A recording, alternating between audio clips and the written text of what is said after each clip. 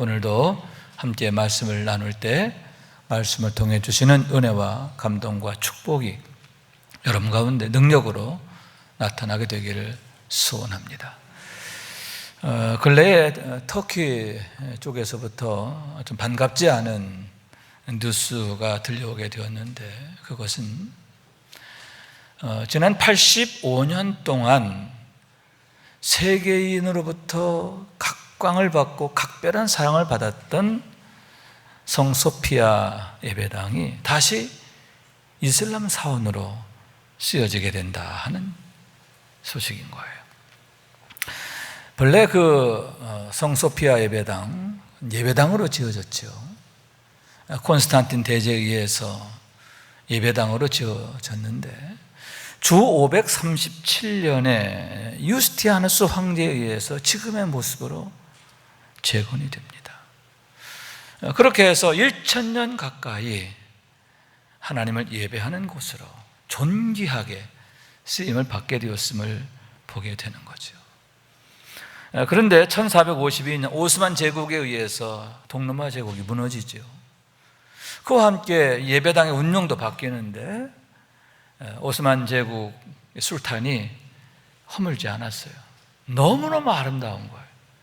그래서 이슬람 사원으로 개조해서 이슬람 사원으로 쓰게 되었는데, 1934년 다시 운영이 바뀝니다. 터키 공화국 초대 대통령이면서 국부인 케말 파샤가 그곳을 박물관으로 사용하도록 명했기 때문인 거예요.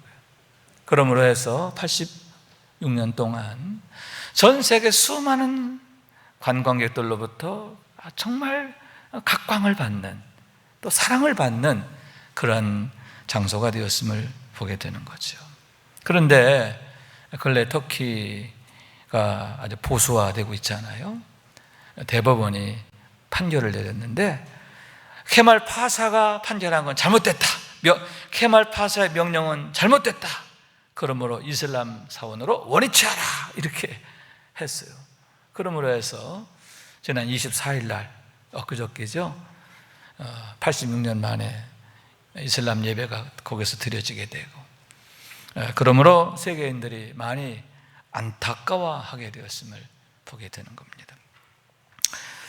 그러나 여러분, 그러한 부침이 많았던 성소피아 예배당과 달리 로마 바티칸에 있는 베드로 대예배당의 경우에는 지금도 여전히 세계인의 사랑을 받고 세계 최고로 그렇게 존중이 여김을 받게 되는데요.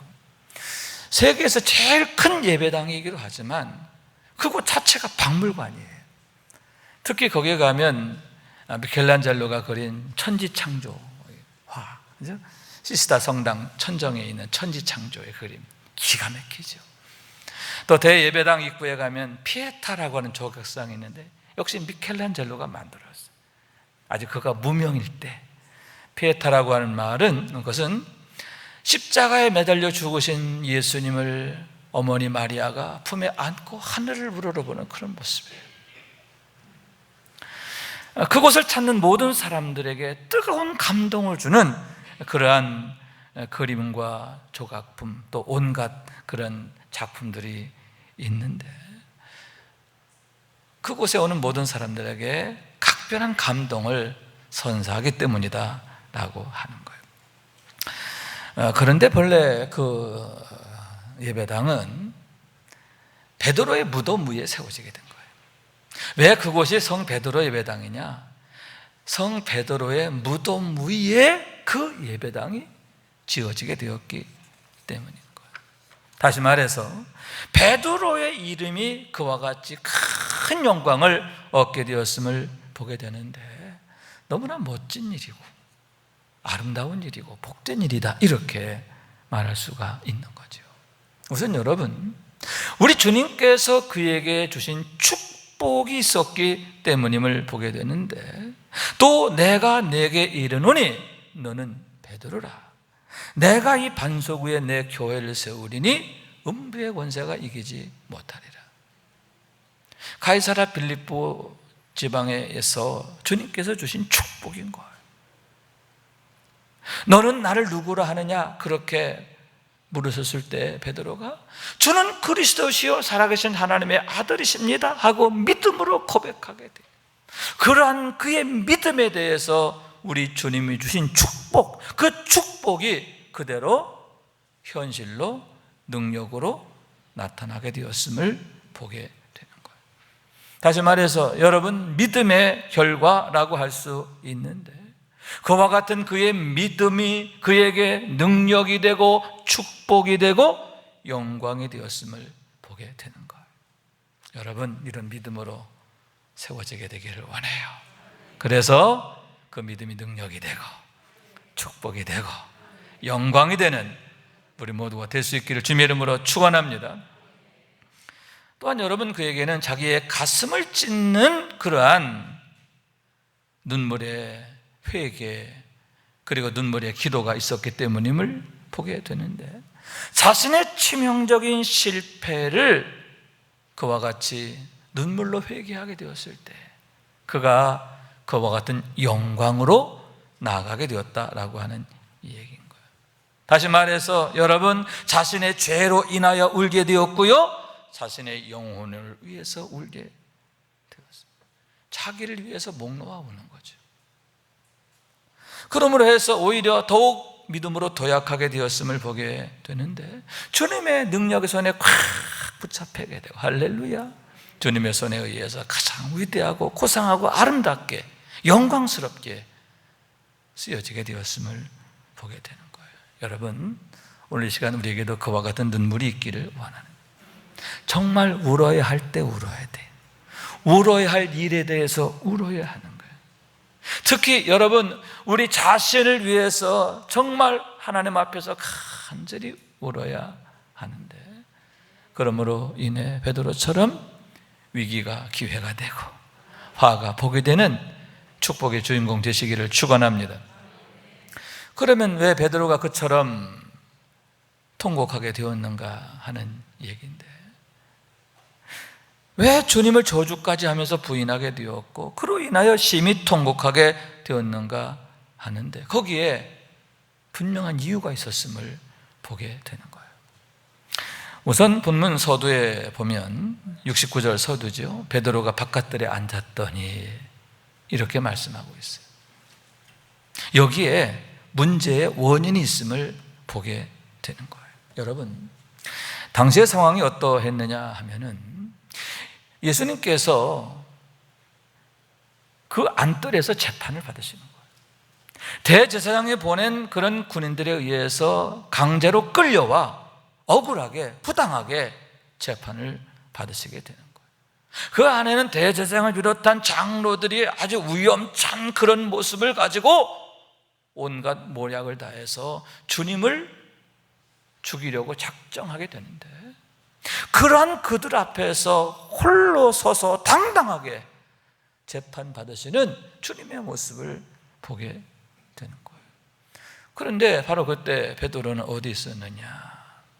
바깥들에 앉았더니, 바깥들에 앉았다는 거예요. 그곳이 어떤 곳이냐? 하인들이 앉는 곳이다, 이렇게 말하고 있는 거예요. 하인들이 앉는 자리, 그곳에 베드로가 앉아있게 되었다라고 하는 얘기인 거예요.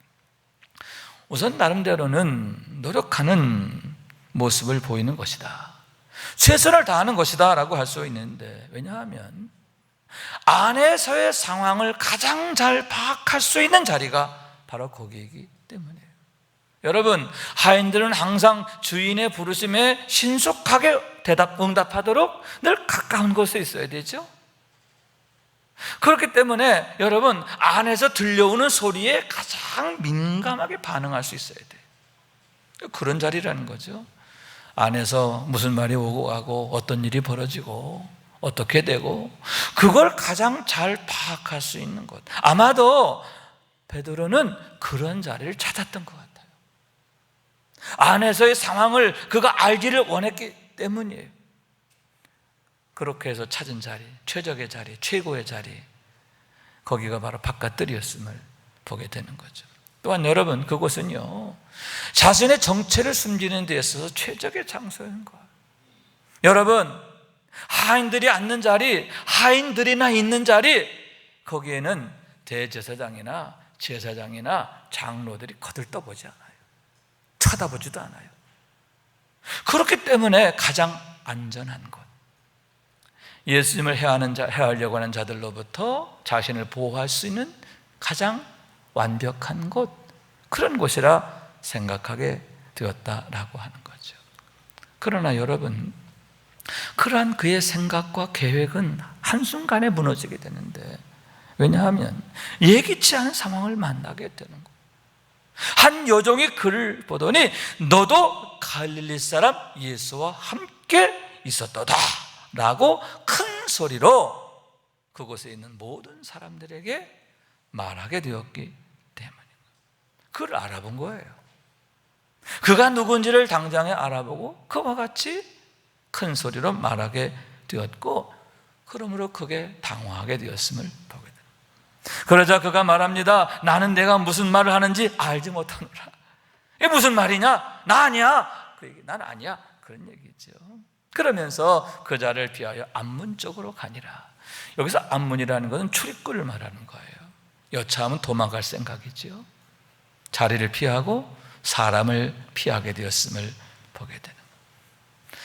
그런데 거기에서도 또 그런 일을 당합니다. 다른 여종이 그를 또 알아본 거예요.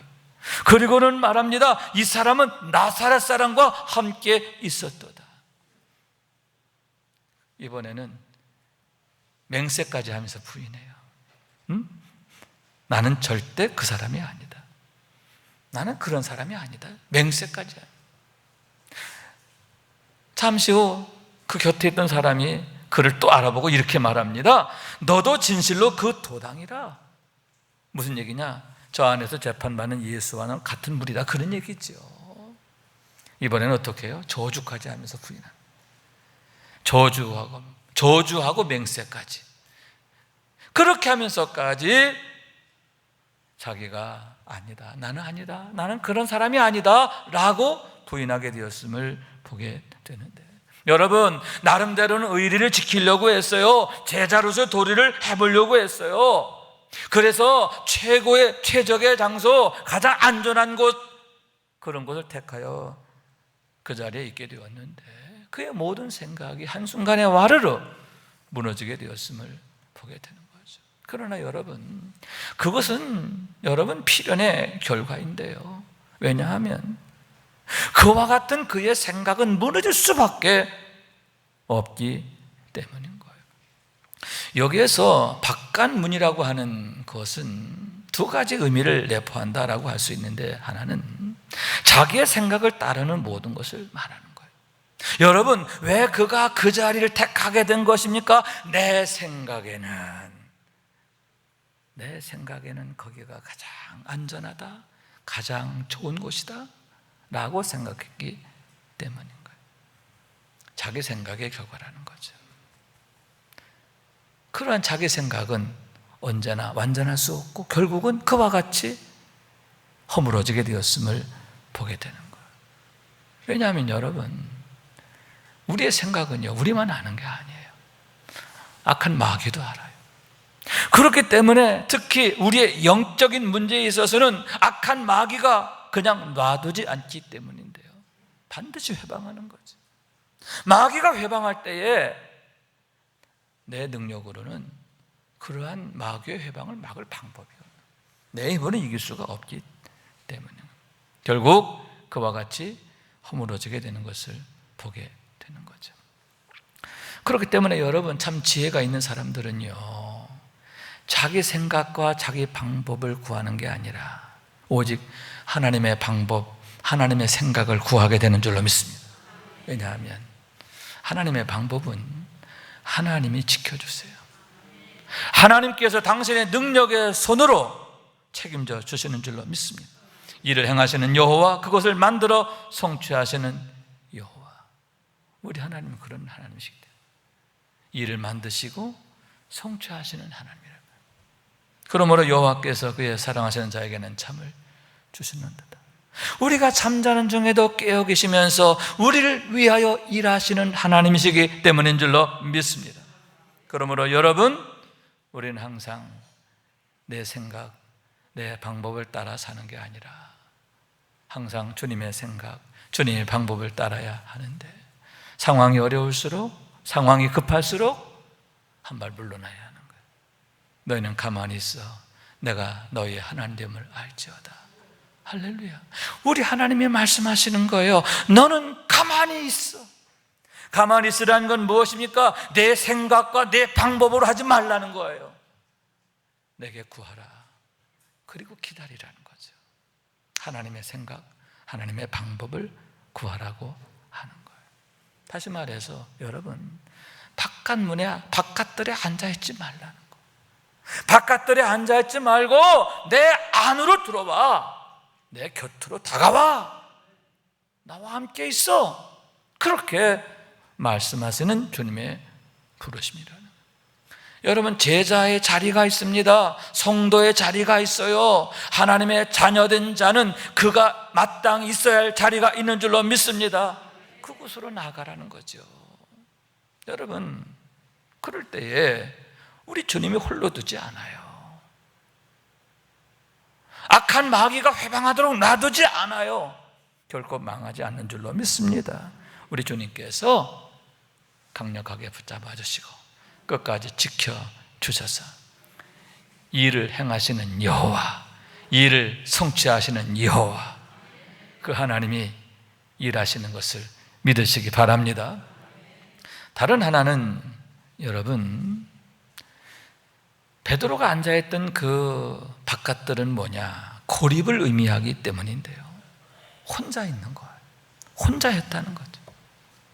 그때 베드로는 혼자 있었고, 그랬을 때 그 어려움과 시험과 그 악한 마귀의 계교를 감당할 수가 없었음을 보게 된다 하는 얘기죠. 여러분, 때때로 우리는 혼자 있어야 할 필요가 있어요. 기도할 때죠. 기도할 때는 하나님 앞에 홀로 설 필요가 있습니다. 그러나 기도할 목적 외에는 항상 함께 있어야 하는데, 부부가 함께하고, 할렐루야, 성도가 함께하고, 무엇보다 온 교회가 함께해야 하는 줄로 믿습니다. 저는 금번 우리 박원순 시장 그 사건을 보면서 안타까운 게, 혼자 있어서 그렇구나.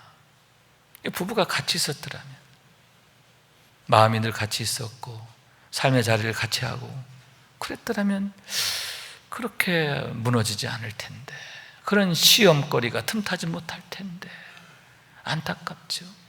여러분, 우리가 건강한 가정을 이루기 위해서도요, 부부가 마음이 하나가 돼야 돼. 함께 있어야 돼. 따로따로는 안 된다는 거예요. 여러분, 그러므로 성령께서도 우리를 하나 되게 하시려고 우리 가운데 교통하시는 줄로 믿습니다. 성령이 하나 되게 하시는 걸 힘써 지키라. 성령의 역사가 뭐냐? 우리를 하나 되게 하시는 거예요. 그러므로 상호 돌봄을 통해서 우리를 성장하게 하시고, 아멘. 서로가 여러분 견고한 진을 이루어서 악한 시험을 이기게 하시고, 무엇보다 여러분, 두세 사람이 내 이름으로 모인 곳에 내가 함께 있으리라. 여러분, 우리 주님께서 그곳에 늘 함께 하시는 것을 믿으시기 바랍니다. 그러므로 여러분 능력으로 행하시는데, 우리 주님이 일하시는 게 실시간으로 나타나게 되는 거예요. 그러므로 여러분 절대로 뿔뿔이가 되면 안 되는데요, 마귀의 밥 되는 거예요. 결정적인 순간에 베드로처럼 여러분 실패하게 되는 거예요. 그런 의미에서 근본의 코로나19 사태가 우리에게 아주 중요한 시험거리다, 치명적인 시험거리다라고 생각하는데, 코로나의 문제가 자꾸 흩어지게 만드는 거예요. 뿔뿔이 되게 만드는 거예요. 교회를 뿔뿔이로 만들잖아요. 속회를 뿔뿔이로 만들잖아요. 그래서 그러한 시험을 우리가 극복하기 위해서 어떻게 해요? 그래요, 매일 예배를 드리고, 아멘. 그것도 끝나지 않고 매일매일 속회별로 영적 나눔을 하라. 그래서 하나됨을 이루어라는 거예요. 뿔뿔이가 되면 악한 마귀만이 신나기 때문인데, 여러분 더욱 하나됨을 이루어야 되는데, 가정이 하나 되고 속회가 하나 되고 교회가 하나 되고, 여러분 대한민국도 하나가 되어야 하는 줄로 믿습니다. 하나됨을 이루어서 여러분 새로워져야 되는데, 아멘. 제가 이번에 감독 제가 준비하고 있는데요, 제 슬로건이 뭐냐면 하나 되어 새롭게. 따라, 하나 되어 새롭게. 교회를 새롭게 하고 연애를 새롭게 하고 우리의 미래를 새롭게 하자. 하나 되어서 정말 성령이 일하는 그런 교회를 세우고, 성령이 역사하시는 연애가 되게 하고, 성령이 역사하시는 우리의 미래가 되게 하자. 할렐루야.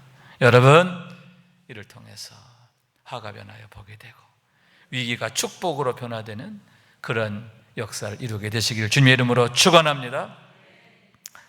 두 번째로는 여러분, 베드로가 주님의 마음과 사랑을 기억하게 되었기 때문인 거예요.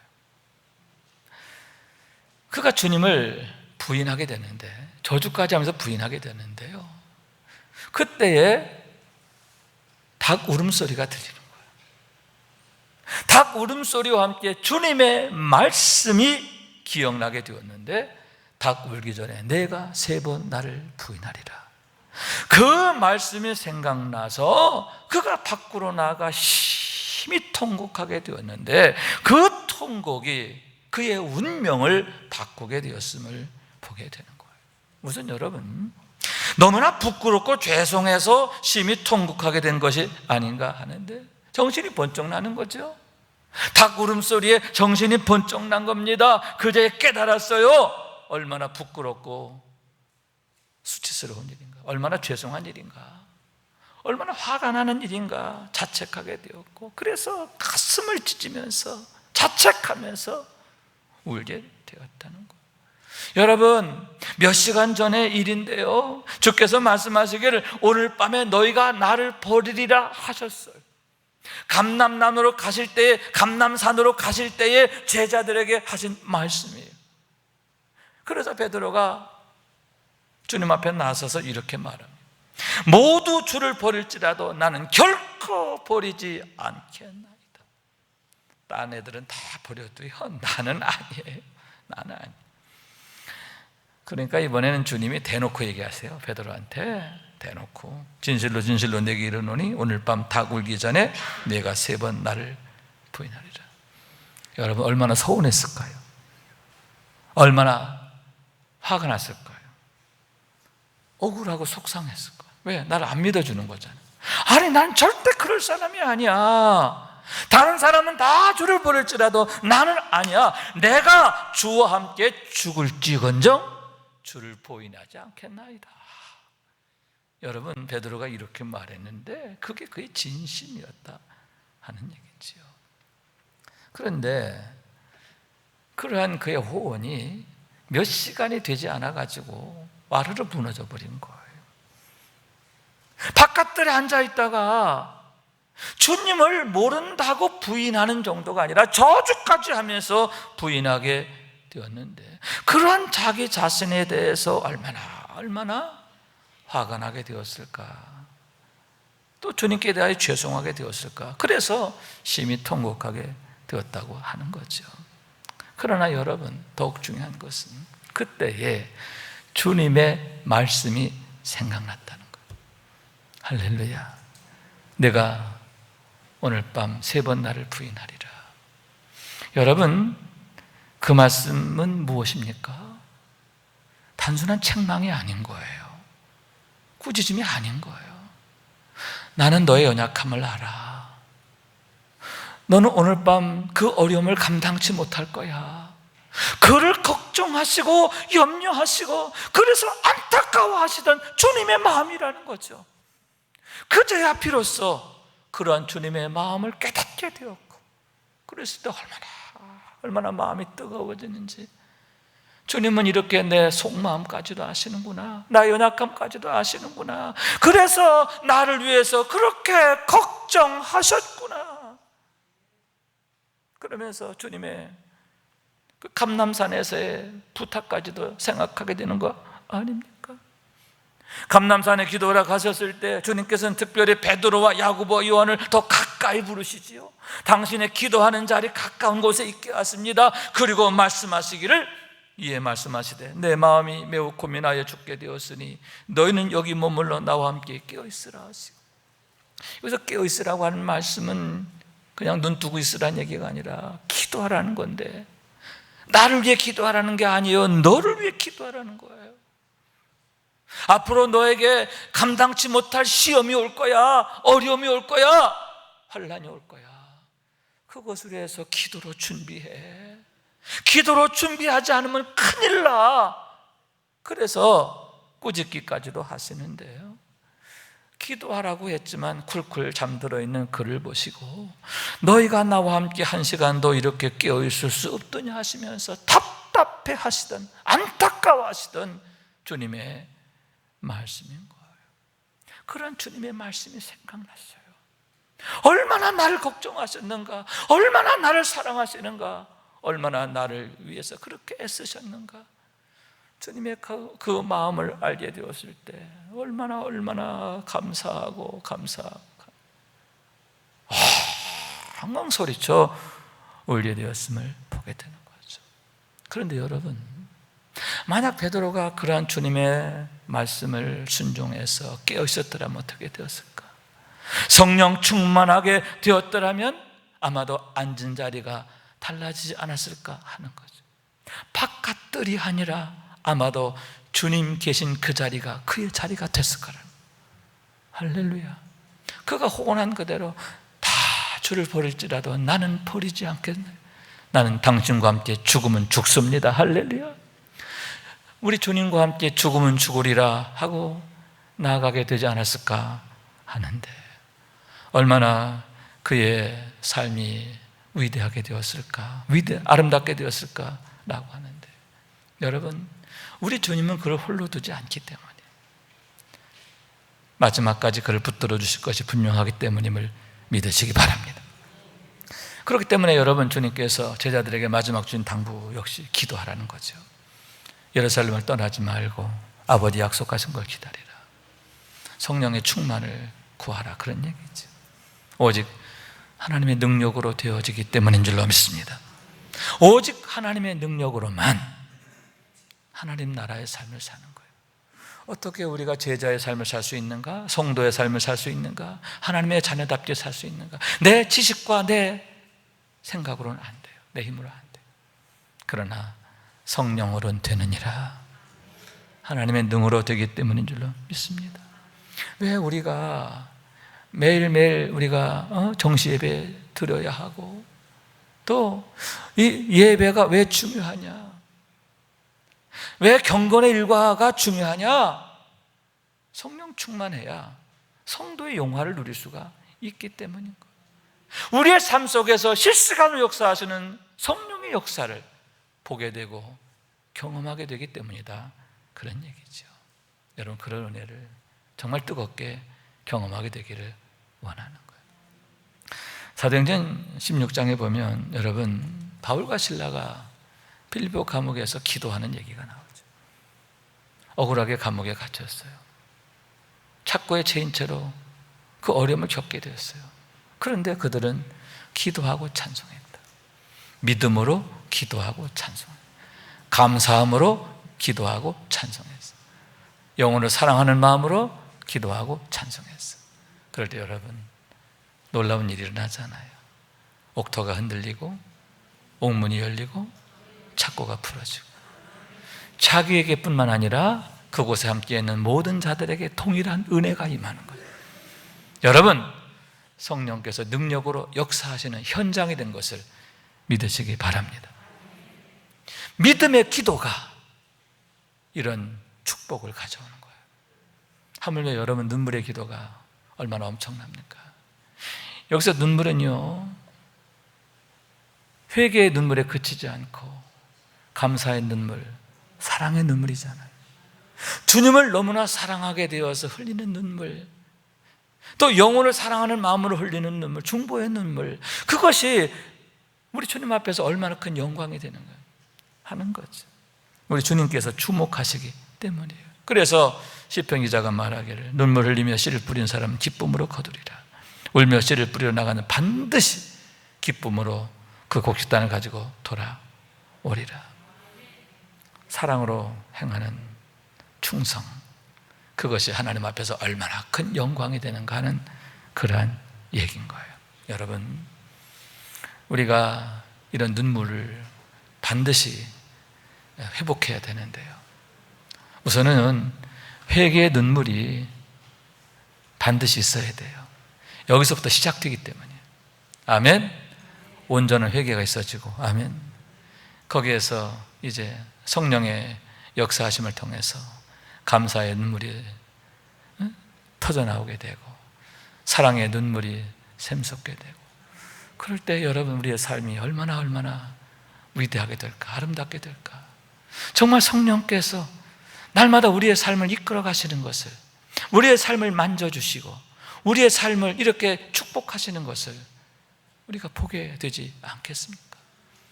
이런 걸 기대하면서 믿음으로 나아가야 하리라 하는 그런 얘기인 거예요. 이를 위해서 여러분 더욱 날마다 기쁨의 예배, 주님과 신나는 동행, 성령 충만하기를 원해요.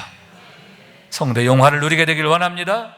그래서 여러분 때문에 여러분 가정이 복되고, 자녀들이 복되고, 여러분의 직장이 복되고, 여러분이 하는 모든 일 위에 하나님의 은혜와 축복의 역사가 나타나게 되길 원하는 거예요.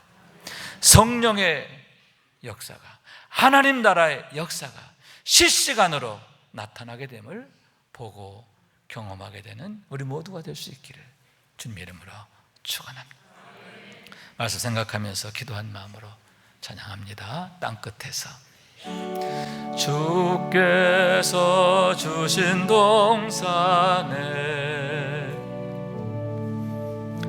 땀 흘리며 씨를 뿌리며 내 모든 삶을 드리며 날 사랑하시는 내 주님께 비바람 앞을 가리고 내 육체는 쇠잔에 져도 내 모든 삶을 드리리. 내 사모하는 내 주님께 땅끝에서 주님을 맞으리. 주께 드릴 열매 가득 안고 땅끝에서 주님을 배우리. 주께 드릴 노래 가득 안고 땅의 모든 끝 찬양하라. 주님 오실 날 예비하라. 땅의 모든 끝에서 주님을 찬양하라. 영광의 주님 곧 오시리라.